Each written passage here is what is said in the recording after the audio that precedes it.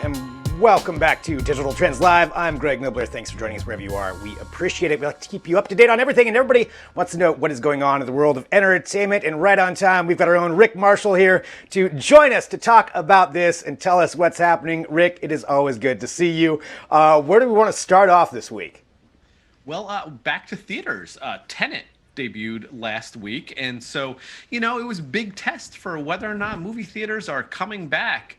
It did okay. I guess that's sort of the what everyone's sort of saying about its box office performances. It was just okay. It would normally be terrible for a Christopher Nolan movie, but given everything going on, it earned $150 million worldwide, but just $20 million in the U.S. That would be considered a huge flop for Christopher Nolan if it wasn't for the state of everything going on right now. So it needs about 450 million worldwide probably to break even, and usually breaking even isn't a big deal for his films. So it's not really a great signal that movie theaters are, rushing back, but it's encouraging.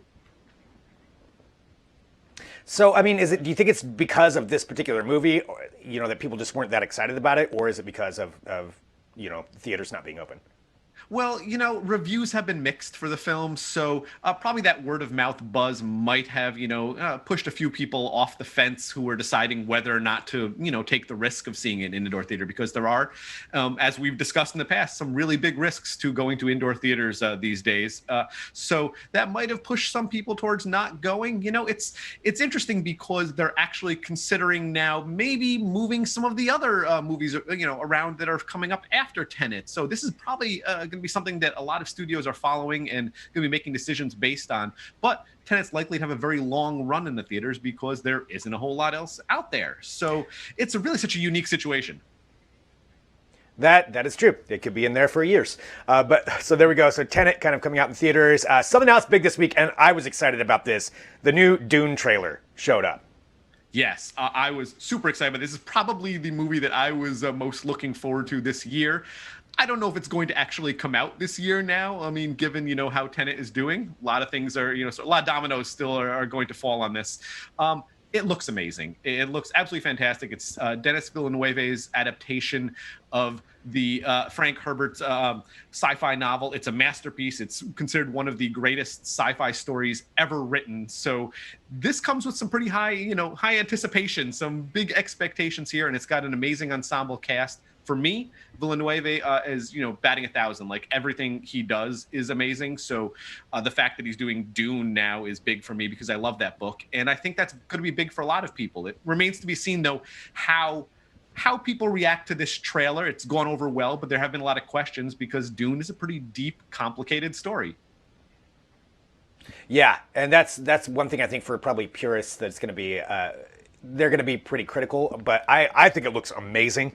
I'm definitely looking forward to that. So Dune with that trailer, and that's, like you said, who knows if it'll ever be in theaters, whenever that will happen, but still really cool to see a trailer for it. And then going from there, I know there is some stuff that we can stream here now or coming up this weekend. Yes, there's a couple of things that are out there on Netflix as well as something on HBO. First off, Coastal Elites is coming to HBO and HBO Max. It is a sort of very unique kind of film. It was directed by Jay Roach, who did the recent movie Bombshell, as well as the Meet the Parents and the Austin Powers films. It's considered a socially distanced satire. It basically follows a bunch of people, familiar faces, as they sort of describe their experiences during quarantine, during the lockdown. And it was all filmed during the lockdown, so it's everyone sort of contributing their part to it. A lot of familiar faces here: Issa Rae, Sarah Paulson, Bette Midler. Dan Levy from Schitt's Creek. A lot of really, really familiar faces, especially in comedy, doing their thing here, kind of playing these characters experiencing lockdown. Interesting. Well, I mean, if Daniel Levy's involved, I'm definitely already on board. So yeah, I will check that out. Coastal Elites, and that's on HBO. And then you said that there's a new one on Netflix as well. Yes. Yes, Coastal Elites hits HBO September 12th, and as well on Netflix, two things coming out September 16th this weekend here.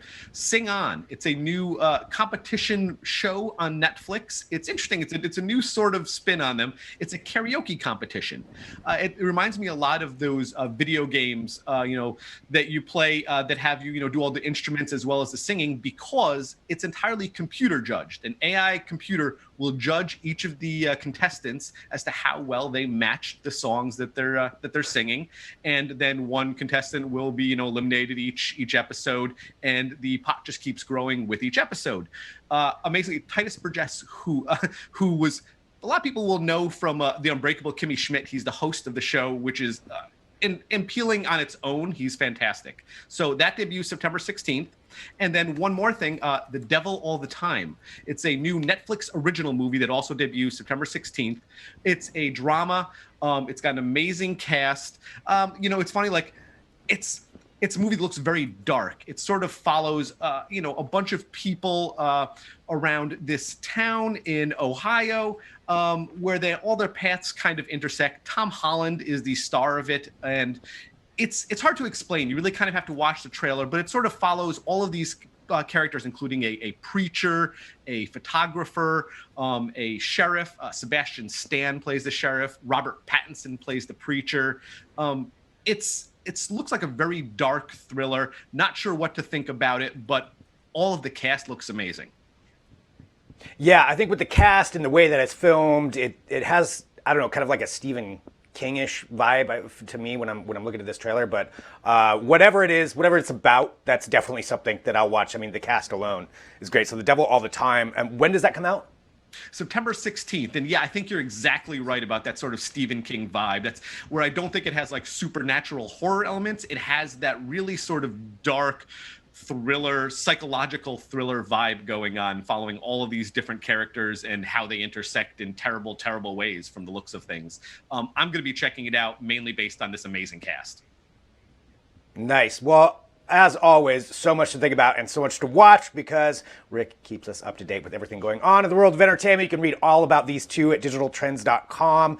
Rick, as always, great talking to you. Always good to talk with you.